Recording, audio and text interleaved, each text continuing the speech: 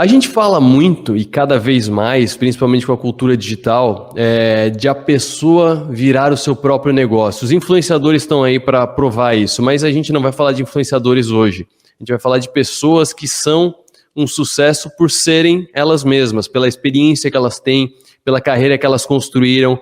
Tem grandes nomes do empresariado, da gestão de empresas, que você sabe que se ele sair de uma empresa e for para outra empresa, a experiência que ele tem vai fazer essa outra empresa ser sucesso. Então, a pessoa acaba sendo diferente da empresa, ela acaba sendo ela mesma um ativo muito importante. É sobre isso que a gente vai falar hoje. Pessoas que, por serem quem são, por terem passado pelo que passaram, por terem a experiência e o conhecimento que têm, acabam virando um grande ativo, muitas vezes aparecendo inclusive no balanço patrimonial das empresas. E para falar sobre isso, converso agora aqui nos 60 Minutos, nessa entrevista especial de sexta-feira, com Ricardo Bellino. Ricardo Bellino, muito boa tarde. Prazer enorme, boa tarde a você também, a todos que estão aqui nos acompanhando. Prazer poder compartilhar com você um pouco dessa forma inusitada, né? E disruptiva de tratar o que é de fato o capital humano, né, e como dar valor, né, e significado para o que é o fator mais importante, inclusive, como você muito bem disse no início, do próprio capital das empresas, né, o que representa esse capital em um negócio e a transferência desse capital para outros negócios, né? Antes de a gente falar do IPO pessoal, eu queria que tu contasse um pouco. Eu falei de experiência, falei de conhecimento, falei de o que já passou. Conta um pouco da tua história como empresário, como empreendedor. A tua carreira, por onde tu passou, que experiências tu acumulou nesse tempo todo? Vamos lá. Eu para me fazer uma rápida apresentação, né, eu sempre digo, você não é o título que você ostenta no seu cartão de visita ou no currículo acadêmico, né? Ou no cartão de visita da empresa que você está representando. Isso é o que você está, mas você não é isso, né? Então eu digo que eu sou um grande chefe de cozinha que faz sopas de pedra. Ou melhor, começa com quase nada, ou apenas uma pequena pedra, mas muito entusiasmo, muito otimismo, muita convicção nos meus projetos, naquilo que eu me decidi lançar na minha trajetória empreendedora, e vou até dar certo. E eu não paro enquanto não der certo. E nessa trajetória serial, para te pontuar alguns fatos relevantes, eu começo lá aos meus 20 anos, universitário, entediado na cadeira de economia no Rio de Janeiro, e me encontro de uma forma quase que sincrônica, sem nenhuma previsão, com uma história extraordinária da maior agência, da maior rede de agências de modelos do mundo, que foi a Elite, comandada por John Casablancas, o maior responsável pelo lançamento e pelo gerenciamento das maiores modelos do mundo nesse segmento da moda e da beleza. E eu, lendo aquele artigo, me encantei com aquela história, pelo ambiente, enfim, por tudo que aquilo representava, e pensei comigo mesmo, o Brasil precisaria de uma grande agência dessa magnitude para poder representar a beleza brasileira, profissionalizar esse segmento e explorar e conectar o Brasil nas principais passarelas do mundo. Eu, naquela época, só tinha 3 pequenos problemas. Não falava uma palavra de inglês, não tinha um tostão no bolso e não conhecia ninguém nessa indústria da moda. Mas isso não foi suficiente para me inibir, né, de não seguir com esse projeto que todos diziam que era uma grande loucura e que jamais iria dar certo. Mas eu não me contive, não aceitei esse não como resposta e me lancei nessa aventura, arrumei um emprego como carteiro da DHL para poder fazer a travessia do Atlântico do Rio de Janeiro para Nova York, para ter a oportunidade de conhecer, então, o todo-poderoso John Casablancas, que era o comandante em chefe da rede de agências de modelo Elite, que naquela época tinha um faturamento estimado anual de mais de 100 milhões de dólares, somente representando modelos. Bom, foi uma aventura, foram várias viagens. Bom, e no final eu acho que eu consegui chamar a atenção dele e consegui uma carta que me autorizava a fazer uma prospecção, um estudo de viabilidade no Brasil, e depois de bater em todas as portas de possíveis patrocinadores e anunciantes, eu encontrei realmente aquele que foi o meu anjo da guarda, que resolveu fazer um cheque de $1 milhão em 1987, para eu, então, desenvolver aquele concurso de modelos internacional e abrir aquela agência Elite no Brasil. Agência essa que descobriu, lançou a grande maioria das modelos que vocês conhecem hoje, especialmente a Gisele. Então, aquela história que tinha tudo para dar errado, com aquele sujeito que não conhecia de nada, não tinha um tostão, acabou dando certo muito por conta dessa obstinação, essa perseverança e essa crença no impossível, naquele impossível que não existe, né? Então, isso foi uma grande experiência para mim, que eu faço mais uma vez uma referência àquilo que me define, né, como grande cozinheiro de sopas de pedra. Eu não tinha nada, uma pedrinha, e fiz uma deliciosa sopa, o que é, inclusive, uma lenda muito conhecida em Portugal. Eu sou cidadão luso brasileiro, e, enfim, é sempre uma alegria relembrar, né, da onde vem a força da minha convicção, do meu espírito empreendedor, de quebrar o paradigma do impossível. E assim eu vim de forma serial, depois trouxe um grande projeto social para o Brasil, que foi aquela campanha do câncer de mama no alvo da moda, uma camiseta criada pelo grande estilista americano Ralph Lauren, e que foi um grande sucesso durante a Semana de Moda em Nova York, em 1994.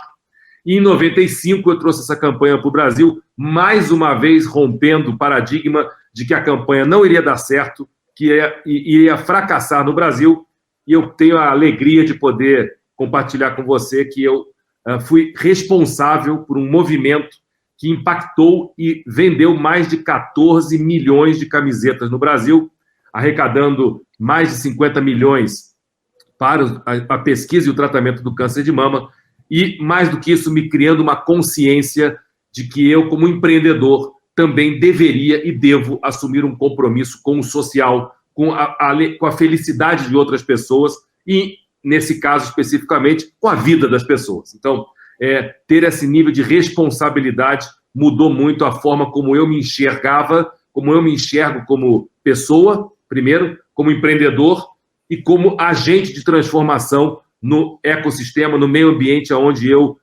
gravito e atuo.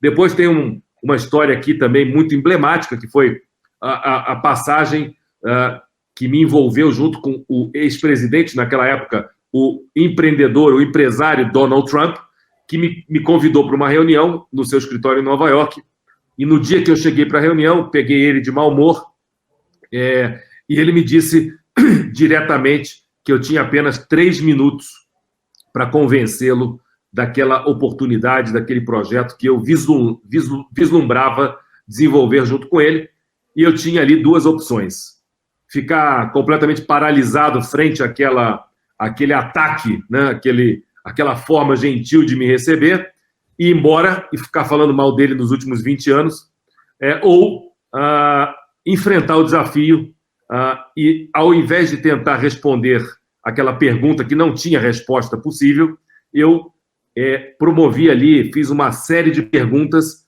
porque ele não conhecia sobre a indústria do luxo no Brasil, que nós temos a 2ª maior frota de jatos privados do mundo no Brasil, a primeira em helipontos em São Paulo, em relação a qualquer outra metrópole do mundo, que os preços de uma Ferrari, de uma Louis Vuitton no Brasil são comparáveis e muitas vezes superiores àqueles praticados nos Estados Unidos.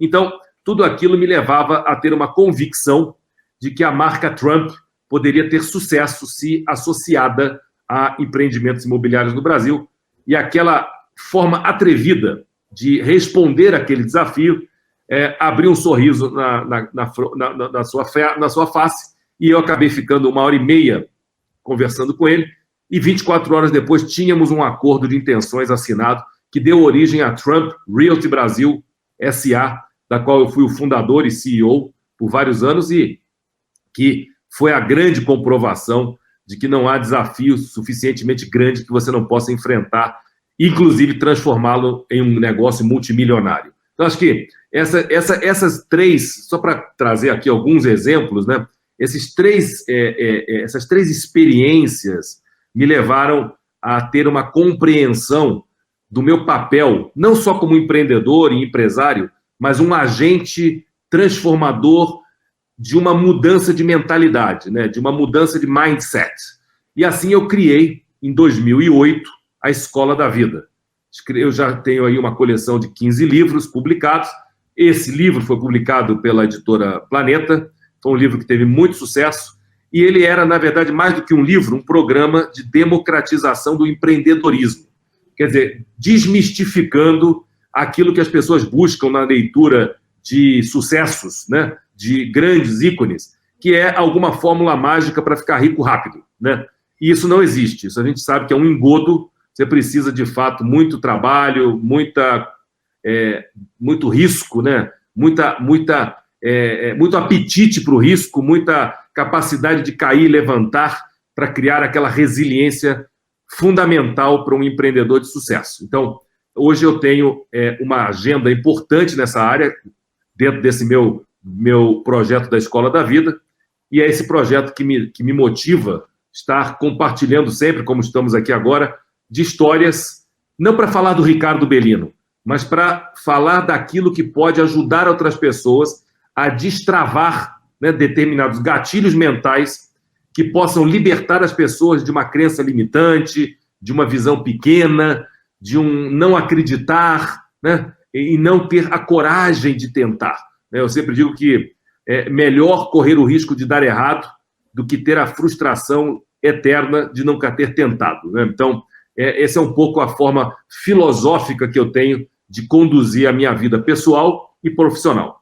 Ricardo, dessa tua história para a questão do IPO pessoal. Tu contou a tua história muito bem detalhada, muito obrigado por ter feito, é até uma história importante da moda no Brasil, né? Porque a Gisele Bündchen realçou muito para o brasileiro a importância da moda, porque o brasileiro é assim, né? Quando ele tem destaque brasileiro em algum lugar, o brasileiro começa a ter atenção. Foi assim com o Guga no tênis, o brasileiro, a não ser um nicho muito pequeno, não dava atenção pro tênis. Hoje dá por causa do Guga, Fórmula 1 com Ayrton Senna, com Nelson Piquet, com Emerson Fittipaldi, e a Gisele Bündchen fez a mesma coisa, mostrou pro brasileiro, pelo orgulho brasileiro, a gente começou a acompanhar a empresa, a indústria da moda.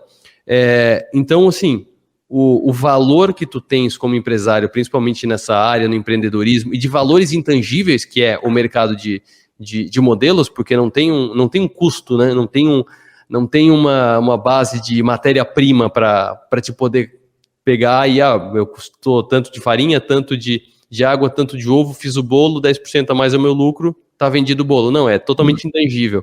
E aí a gente chega no ponto principal dessa nossa conversa, que é o IPO pessoal. Tu falou para mim, antes de a gente começar a entrevista, que tu teve essa ideia de tratar disso, de trabalhar essa questão do IPO pessoal, porque tu viu o Pelé fazendo isso. Eu queria que tu primeiro contasse a história do Pelé fazendo isso, como é que ele fez, por que mecanismo que ele fez esse IPO pessoal dele, da marca dele, e como é que tu levou isso para a tua vida, para a tua carreira.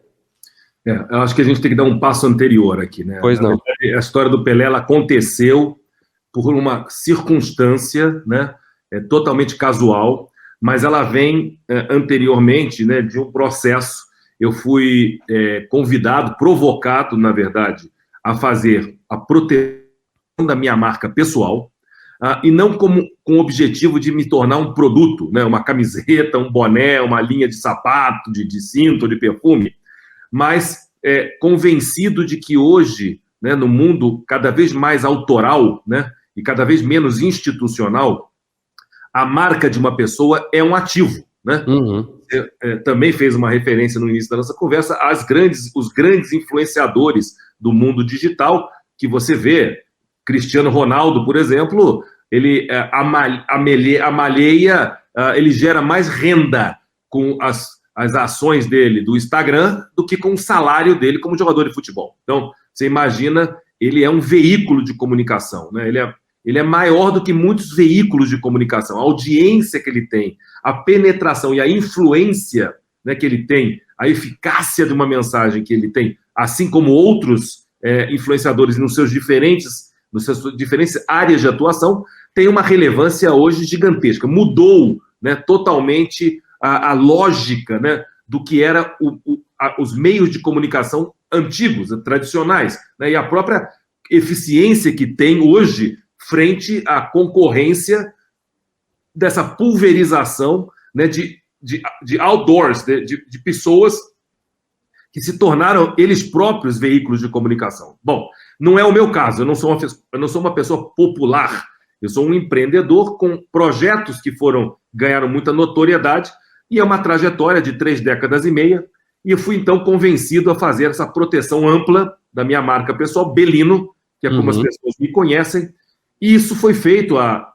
1 ano e meio atrás, e há mais ou menos 6 meses atrás eu recebi, então, a boa notícia de que tinha sido concedido os direitos definitivos da minha marca pessoal. Bom, só que junto com esses certificados de registro, essa mesma pessoa, esse mesmo agente, né, me fez um laudo de avaliação da minha marca. Ele havia desenvolvido uma metodologia científica baseado em questões empíricas para poder avaliar marcas de empresas, de indústrias, que fazem essas avaliações para justamente incorporar no seu balanço, seja para, enfim, compor os seus ativos, né, intangíveis, como, por exemplo, é o caso da Walt Disney, que é uma companhia que na Bolsa de Valores, até antes desse descongelamento das ações recente, era uma empresa de valor estimado de 250 bilhões de dólares.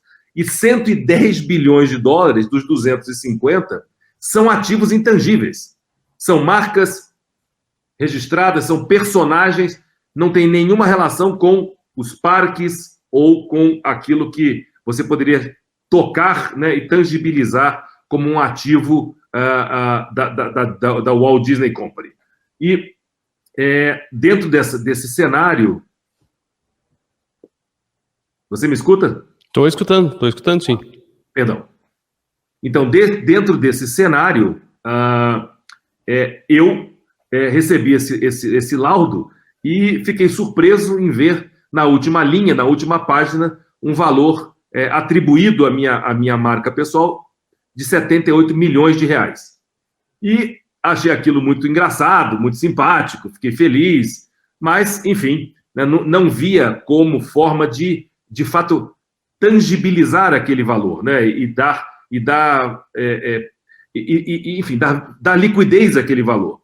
E assim eu chamei meus advogados, meus contadores e falei, olha, eu tenho aqui um patrimônio, um ativo, né, com registro numa entidade, né, que regula a proteção de marcas e patentes no Brasil, que é o INPI, e eu tenho aqui um laudo, né, técnico assinado que dá esse valor. Eu gostaria de, então, integralizar isso no meu balanço patrimonial.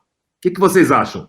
E eles elaboraram uma tese e levaram a registro, submeteram à Junta Comercial de São Paulo e à Receita, e, para minha surpresa, minha enorme surpresa, essa proposta de aumento de capital foi deferida, e hoje a minha empresa teve um salto quântico de um valor adicionado de mais 78 milhões de reais no meu book value, no meu valor, no meu capital social da minha empresa. Então, aquilo foi, para mim, uma enorme conquista. E aí foi nesse momento, quando eu comecei a olhar formas de dar liquidez a esse ativo, não especulativamente, até porque eu não quero que se confunda, esse IPO pessoal não tem nada a ver com a B3, com o Bovespa, não é regulado pela CVM. Isso é uma iniciativa de marketing, é uma maneira, vamos dizer, diferente, né, criativa, de se relacionar com as pessoas que buscam em mim, né, esse acesso, seja para uma mentoria, uma palestra, uma consultoria, etc. E assim, nesse processo de buscar caminhos, eu encontrei, então, a Human IPO e a história fantástica do Pelé, que havia criado, então, 5 lotes de meia hora a 10 mil dólares, 10.500 dólares, mais ou menos, precificando a hora dele a 21 mil dólares, para que as pessoas tivessem acesso a ele numa conversa via uma plataforma virtual, né? E aí entrei em contato com... E essa história foi muito amplamente divulgada. Se você fizer um Google, você vai encontrar no Valor Econômico, no Estado de São Paulo, na Folha de São Paulo, histórias que contam desse IPO humano que o Pelé fez no ano passado. Então, eu entrei em contato com a plataforma lá em Los Angeles, contei a minha história, né, recente e a minha história, a minha biografia, e eles ficaram encantados e me convidaram, então, para promover o meu próprio IPO.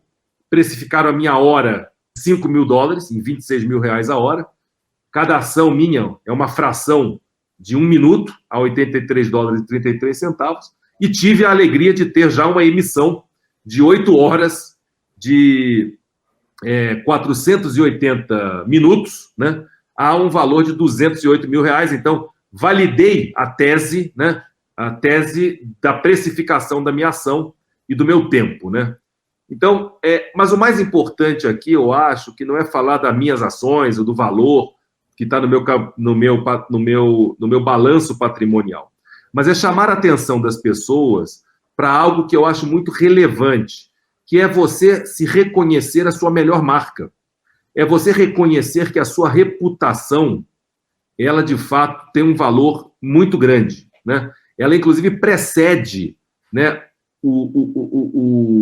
a empresa que você está, o cargo que você ocupa, os títulos que você tem.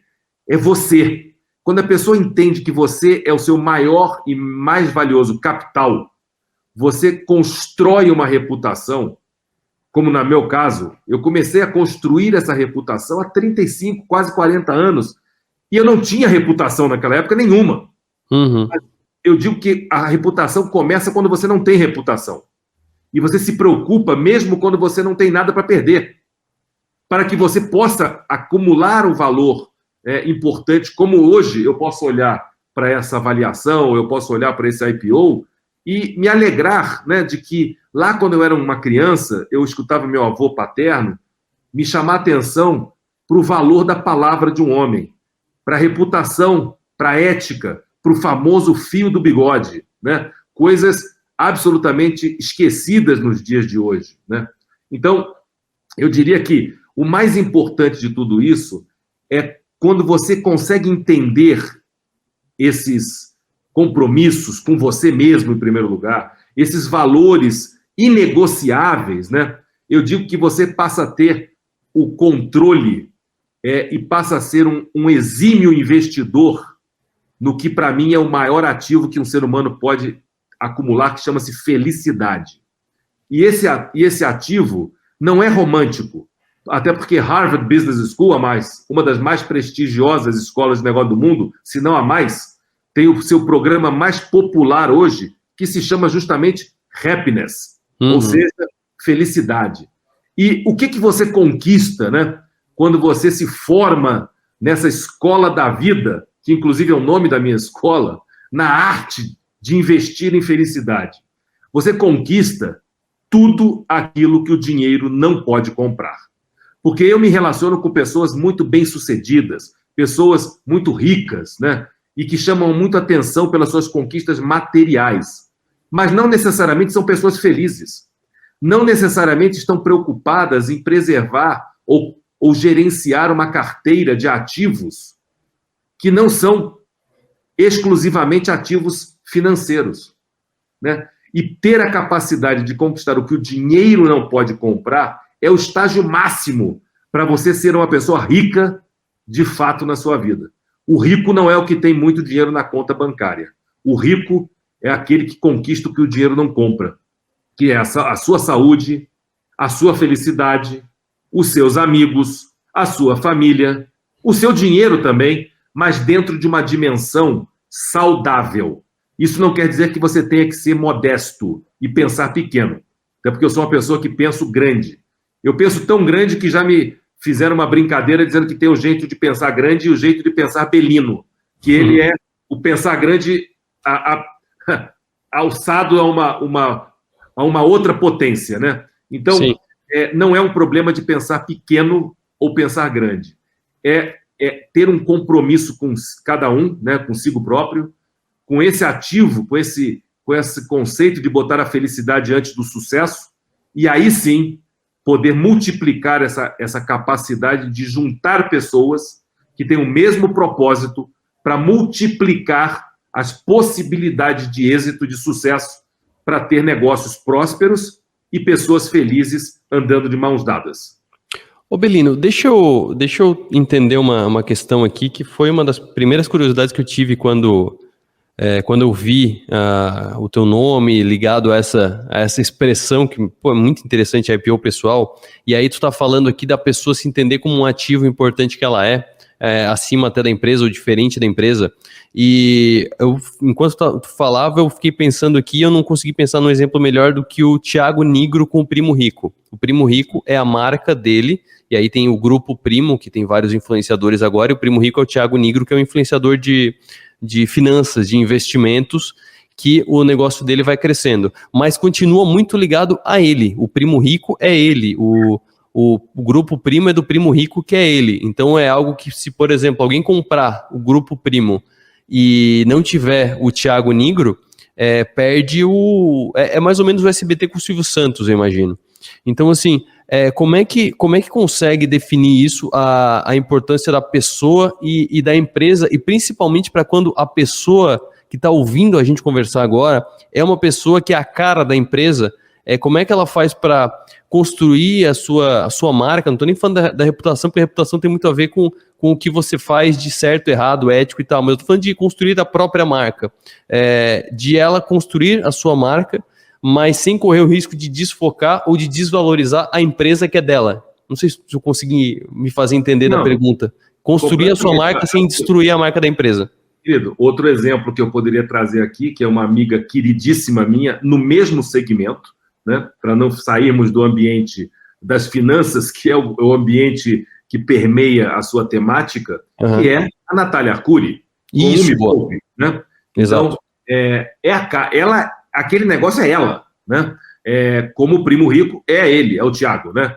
Então, isso. Eu te diria que é um desafio, sim, né? É um grande desafio.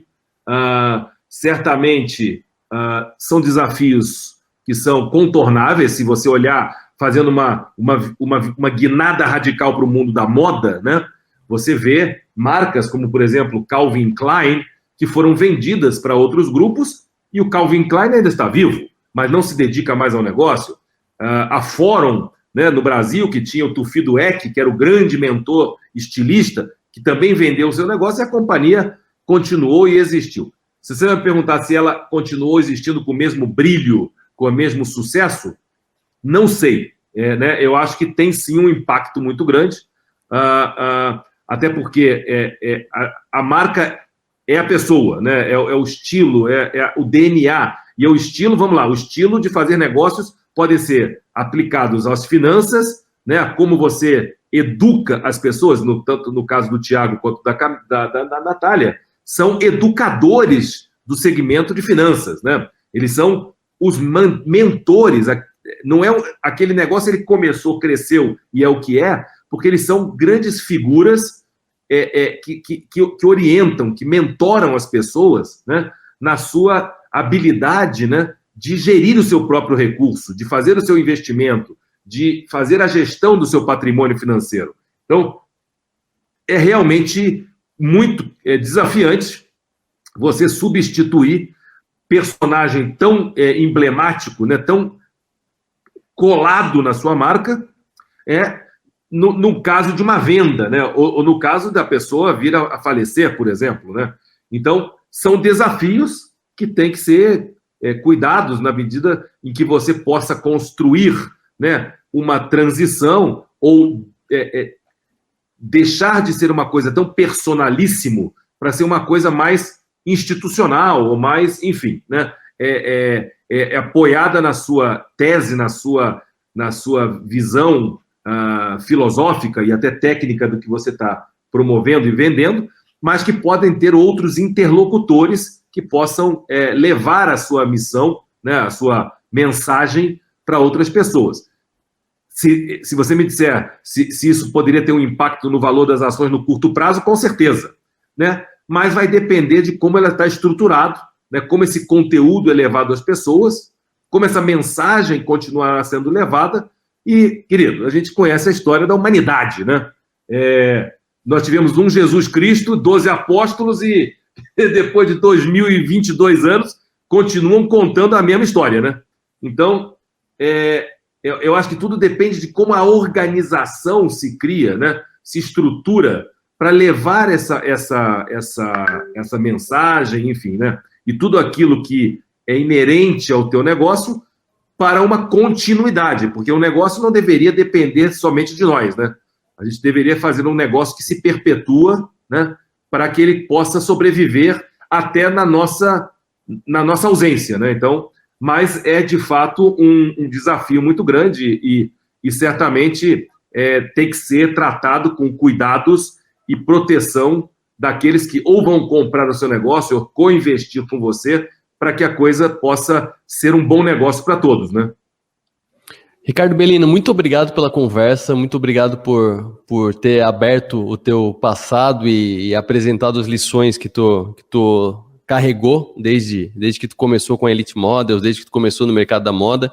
Mas eu queria fechar contigo que tu tem um livro sobre essa tua relação com o Trump, que tu citou lá no começo da entrevista, 3 minutos para o sucesso, as lições que aprendi com o presidente dos Estados Unidos para superar o impossível. Diz uma dessas lições a que mais te marcou, que tu aprendeu com o ex-presidente dos Estados Unidos, Donald Trump. Querido, eu vou tentar definir numa frase que eu aprendi com ele, que é a seguinte: nunca peça permissão para fazer o que você acredita que tem que ser feito. Mas esteja sempre pronto para pedir desculpas se, por qualquer razão, esse atrevimento, ou essa iniciativa, ou essa forma de fazer possa ter ofuscado alguém. Porque o resto são desculpas para não fazer, né? Eu sempre acreditei nisso, enfrentei os meus 3 minutos, não pedi licença e fui fazer o que tinha que acontecer para poder construir uma história que acabou virando um livro, um best-seller em 15 países, enfim, e isso para mim é a maior lição que eu aprendi dele. Never ask for permission. E eu sempre faço isso. E se, obviamente, por alguma razão você não gostar, você pode ter certeza que você vai receber um desculpas meu muito sincero. Bellino, muito obrigado mesmo pelo papo, um abraço, até a próxima. Obrigado a você, um grande abraço.